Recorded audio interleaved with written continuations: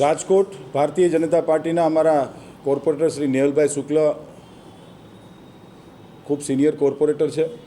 ગઈકાલે મને રાજકોટ મહાનગરપાલિકાના ઇન્ચાર્જ સેક્રેટરી દ્વારા ધ્યાનમાં મૂકવામાં આવ્યું કે સાહેબ 3 બોર્ડમાં નેહલભાઈ શુક્લ જનરલ બોર્ડમાં ગેરહાજર હતા.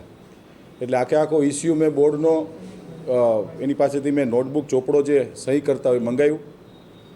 3 બોર્ડમાંથી એક બોર્ડની અંદર નેહલભાઈ શુક્લે રજા રિપોર્ટ મૂક્યો છે. એટલે એઝ ઓન ડેટ અને એઝ પર રૂલ્સ નેહલભાઈ શુક્લનું કહેવાનું એમ છે કે હું બરતરફ ન થઈ શકું, જેની સાથે મારો ક્યાંક ને ક્યાંક સૂર છે કે નેહલભાઈ શુક્લ બરતરફ ન થાય.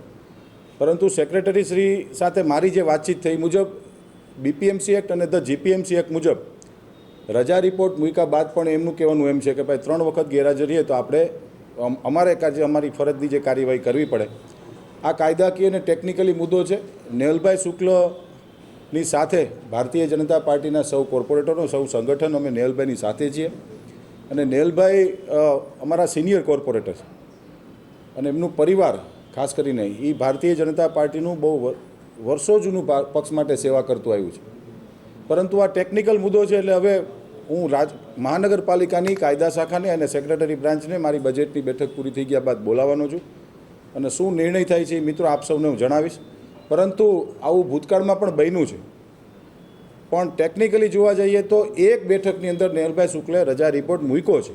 એવું નથી કે 3 બેઠકની અંદર રજા રિપોર્ટ વગર નથી આવ્યા તોય કાયદેસર રીતે એ બરતરફ થઈ શકે. પરંતુ એક વખત એણે રજા રિપોર્ટ મૂક્યો છે અને આવી રીતે ચૂંટાયેલા જનપ્રતિનિધિઓ ઘણી વખત ક્યારેક કોઈ કારણોસર રજા રિપોર્ટ મૂકીને ગેરહાજર રહેતા હોય છે.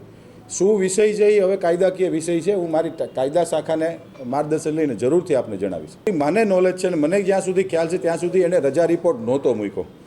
3 બોર્ડમાં એ ગેરહાજર હતા અને રજા રિપોર્ટ વગર મારા ધ્યાનમાં છે ત્યાં સુધી, હું કદાચ રોંગ પણ હોઈ શકીશ, મારા ધ્યાનમાં છે ત્યાં સુધી એણે રજા રિપોર્ટ નહોતો મૂક્યો એટલે બરતરફ કરવામાં આવ્યા. એટલે એણે મને પણ કહ્યું છે, ગઈકાલે બજેટની મિટિંગની અંદર અમે મિટિંગ પૂરી થઈ ગયા બાદ બેઠા હતા હું ને નેહલભાઈ શુક્લ, મને પણ કહ્યું છે. એટલે મેં જેમ કીધું એમ અત્યારે રાજકોટ મહાનગરપાલિકાનું બજેટની સમીક્ષા બેઠક ચાલુ છે. એટલે સવારથી રાત સુધી કન્ટિન્યુ બેક ટુ બેક અધિકારીઓને વિભાગ વાઇઝ મારી મિટિંગો લઉં છું. એટલે બજેટ આજે અથવા આવતીકાલે સમીક્ષા બેઠક પૂરી થઈ ગયા બાદ લીગલ અભિપ્રાય અમે માગવાના છીએ. નેહલભાઈ ખૂબ અભ્યાસુ અને વિચક્ષણ કોર્પોરેટર છે, ખૂબ બુદ્ધિશાળી કોર્પોરેટર છે. એટલે એમને કીધું હશે તો કંઈક સમજી વિચારીને કીધું હશે એટલે એમને પણ સાંભળવામાં આવશે અને અધિકારીઓ શું કહે છે એમને પણ સાંભળવામાં આવશે. એટલે મેં આપને એ જ કીધું ને, બજેટ બોર્ડ તો હજી વાર છે, પરંતુ એ પહેલાં તો કાયદાકીય રીતે અમે લોકો નિષ્ણાંતોને પૂછીને શું નિર્ણય આવે આપને જરૂરથી જણાવીશું. ના એવો કોઈ વિષય જ નથી. અમારી પાર્ટીની અંદર જ્યારે કોરમની અંદર જ્યારે બેઠા હોય છે ત્યારે દરેક કોર્પોરેટરને દરેક ચૂંટાયેલા જનપ્રતિનિધિને પોતાની વાત મૂકવાનો અધિકાર હોય છે. હું પણ મૂકતો હોઉં છું, નેહલભાઈ પણ મૂકતા હોય છે અને અન્ય કોર્પોરેટર પણ મૂકતા હોય છે. અમારા પક્ષની અંદર ખાસ કરીને ભારતીય જનતા પાર્ટીમાં એવો કોઈ વિષય નથી, કોઈ વિવાદ નથી. આપ જે કહો છો પણ વાત મૂકવાનો અધિકાર તો દરેકને હોય છે ને એ બેઝ ઉપર જ નેહલભાઈ વાત મૂકે છે. મારી સાથે કરી હતી ભૂતકાળમાં, મેયર સાથે કરી હતી, પરંતુ એમના કહેવા મુજબ સાહેબ અમારે કે as per rules and regulation મુજબ અમારે ગઈકાલે મેં જ્યારે બોલાવ્યા ત્યારે એમના કહેવા મુજબ સર અમારે રૂલ્સ એન્ડ રેગ્યુલેશન મુજબ આ કાર્યવાહી કરવાની થાય છે.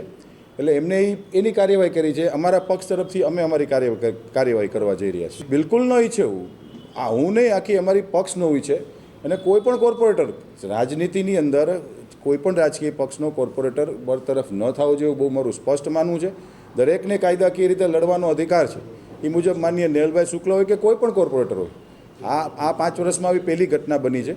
એટલે આના અમારી પક્ષની સંવેદના નેહલભાઈ શુક્લ સાથે હશે અને અમે કાયદેસર રીતે જોઈ લઈશું. 2 દિવસ મેં જેમ કીધું એમ 2 કે 3 દિવસ પહેલાં જ આ વિષય મારા ધ્યાનમાં માનનીય સેક્રેટરીશ્રીએ મૂક્યો હતો. એટલે મેં કીધું બજેટ પછી જોઈ લઈએ છીએ. પણ એમની સ્વાભાવિક છે કે એ તો ગવર્મેન્ટ ક્લાસ 2 ઓફિસર છે, એમને એમની ફરજની કામગીરી કરવી પડતી હોય. કારણ કે નેક્સ્ટ બજેટની સ્ટેન્ડિંગ કમિટી આવતી હતી બેઠકની અને 20મી કે 19-20ની તારીખની આસપાસ બજેટનું બોર્ડ છે. એટલે એમને એની ભૂમિકા નિભાવી છે. અમે અમારી કાયદાકીય રીતે અમે લડશું. 0.5% જૂથવાદ રાજકોટ મહાનગરપાલિકામાં ક્યાંય કોઈ પણ જાતનો જૂથવાદ છે જ નહીં. મેં પહેલાં જ કીધું છે કે નેહલભાઈ શુક્લ અમારા કોર્પોરેટર છે, ભારતીય જનતા પાર્ટીના કોર્પોરેટર છે અને 66માંથી 65 કોર્પોરેટર નેહલભાઈ શુક્લની સાથે છે. આમાં મ્યુનિસિપલ કમિશનરનો સેક્રેટરીએ જે પત્ર લખ્યો છે એને માર્ગદર્શન માગ્યું છે. કાયદાકીય રીતે મેં પહેલાં જ કીધું કે 66માંથી એક નેહલભાઈને બાદ કરતાં 65 કોર્પોરેટર નેહલભાઈ શુક્લની સાથે અમે રહેવાના. નહીં એવું ન હોય, પકડ તો બધાની હોય છે, તંત્ર ઉપર પકડ ભારતીય જનતા પાર્ટીની હોય છે. પરંતુ મેં જેમ કીધું એમ કે કોઈ પણ સનદી અધિકારી હોય કે કોઈ પણ ક્લાસ 1 ઓફિસર હોય છે એને એની કામગીરીના ભાગરૂપે એણે એની કામગીરી કરી છે. હવે અમે કાયદાકીય રીતે હું મારી લીગલ બ્રાન્ચને બોલાવી અને જાણી અને ચોક્કસથી આપને જણાવીશ. એઝ પર માય નોલેજ મેં જેટલી જાણકારી ગઈકાલે રાત્રે 8 વાગે મિટિંગ પૂરી થઈ ગયા બાદ થોડી ઘણી માહિતી મારી પાસે છે. ત્યાં સુધી બરતરફ ટેકનિકલી નથી થતા, કારણ કે મેં જેમ કીધું એમ 3 બોર્ડમાંથી 1 બોર્ડમાં એણે રજા રિપોર્ટ મૂક્યો છે. એટલે બીપીએમસી અને જીપીએમસી એક્ટના કાયદાઓ જોઈ અને જાણી અને જરૂરથી આપને કહીશ. બરતરફ મારા નોલેજ મુજબ નેહલભાઈ શુક્લ નથી થતા.